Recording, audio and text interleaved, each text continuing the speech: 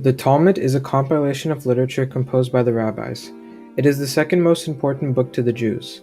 The Talmud is a big book of Jewish civil and religious laws and ethical teachings. The Talmud is interpretations of the Torah made by Jewish rabbis and Pharisees between the 1st and 5th century.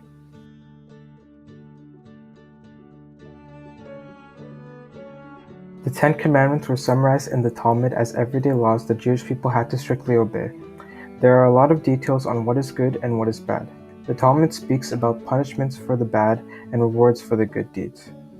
According to the Talmud, to be good and holy is to associate with holy things. You can be impure by eating the meats of pigs or eating with sinners.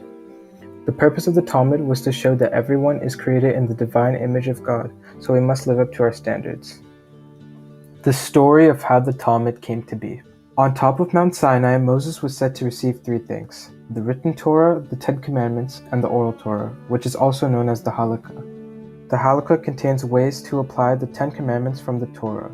The oral Torah, known as the Halakha, was taught by priests who served at the temple, who was taught by the rabbis and Pharisees. The Romans destroyed the second temple of the Jews after they rebelled against them in 70 AD. After the Romans defeated the Jews for the second time, the rabbis and Pharisees were scared that the oral Torah could be lost or destroyed. So they interpreted all they knew about the Halakha and made it into a book known as the Talmud. The Talmud is very diverse and includes the topics of agriculture, astrology, folklore, geography, and history all in one book. The story was told in the literary format of the rabbis. They illustrated their perspective in the text. The summary. The Talmud is a set of laws that was made in God's design, which means to listen and follow the word of God as He wants you to.